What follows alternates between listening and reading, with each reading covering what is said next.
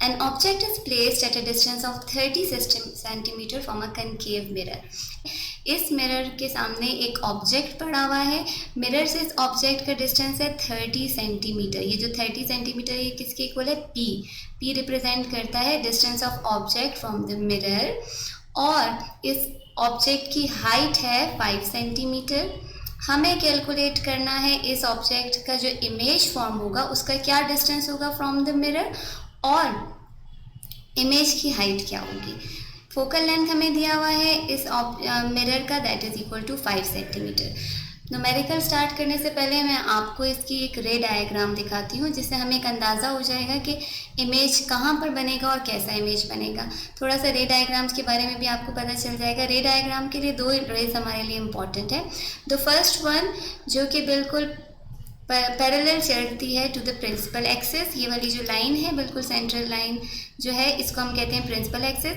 पहली रे जो है ये हम ये कंसिडर कर रहे हैं जो प्रिंसिपल एक्सिस से बिल्कुल पैरेलल जा रही है, ये कनकेव मिरर से रिफ्लेक्ट होके फोकल पॉइंट से गुजरती है। ये जो इसका फोकल पॉइंट था 5 सेंटीमीटर के उस पर, ये इसकी सेंटीमीटर पे ये इसका फोकल पॉइंट है। ये रे जो है ये कनकेव मिरर से बाउंस बैक होगी और फोकल पॉइंट से गुजरेगी।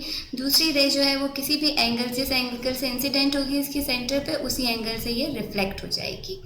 अब ये पॉइंट जहाँ पर ये 2 रेज आपस में मिल रही हैं, यहाँ पर एक इमेज फॉर्म होगा, और चूंकि दोनों रेज आपस में कोइंसाइड कर रही है, रियली कोइंसाइड कर रही है, इसलिए जो इमेज फॉर्म होगा वो इन्वर्टेड होगा, अपसाइड डाउन होगा। और ऐसा इमेज जो 2 रेज के हकीकत में कोइंसाइड करने पे फॉर्म होता है उसको हम कहते हैं रियल इमेज। सो ये इमेज फॉर्म हुआ है इन्वर्टेड और रियल। अब इसका न्यूमेरिकल करके देखते हैं कि बाकी इस किस्म का इमेज फॉर्म होता है।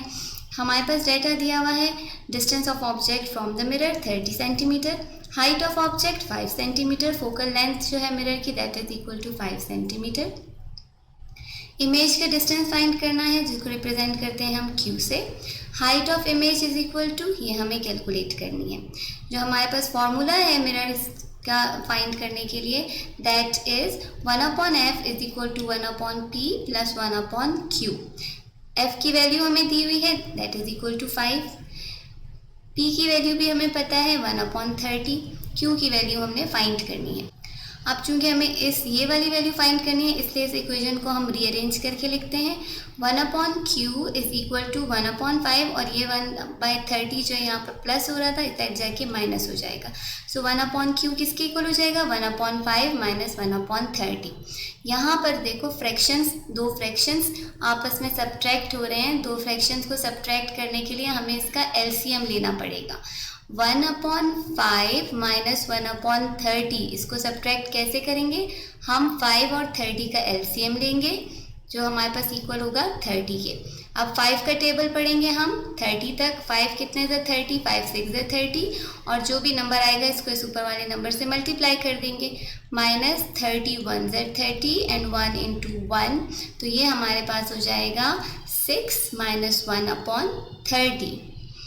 6 में से 1 माइनस किया, 5 रह गया हमारे पास। So Q is equal to 5/30, 1/Q जो है वो हमारे पास 5/30 हो जाएगा, और Q/1 इसको अपसाइड डाउन करेंगे तो Q/1 हमारे पास हो जाएगा 30/5।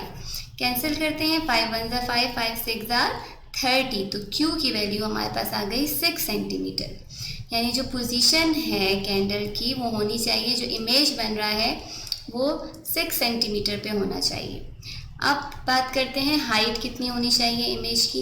हाइट फाइंड करने के लिए हमारे पास फॉर्मूला है height of image upon height of object is equal to Q/P। यहाँ पर हमारे पास तमाम वैल्यूज़ हमें पता है। Q की वैल्यू हमने फाइंड कर ली, P और H0 हमें दिया हुआ था। हम इसको रीअरेंज करके इक्वेशन को हाइट ऑफ इमेज फाइंड कर सकते हैं। So height of image is equal to, height of object कितनी थी 5, Q है हमारे पास 6 और P इक्वल है 30 के। So height of image is equal to, ये वाला 5 जो यहाँ पर डिवाइड हो रहा था इसको हम इक्वेशन के इस तरफ ले जाके 6 से मल्टीप्लाई कर देंगे। 6 इंटू 5 विल गिव अस 30, 30/30 दोनों कैंसिल हो जाएंगे, 30 1 ज़ा 30, तो हाइट ऑफ इमेज हमारे पास इक्वल हो जाएगा 1 सेंटीमीटर के। अकॉर्डिंग टू दिस डायग्राम हमारे पास डिस्टेंस इसका कनकेव मिरर से कितना है, तकरीबन Q जो हमने फाइंड किया था इज इक्वल टू तकरीबन देखो 6 सेंटीमीटर, करेक्ट।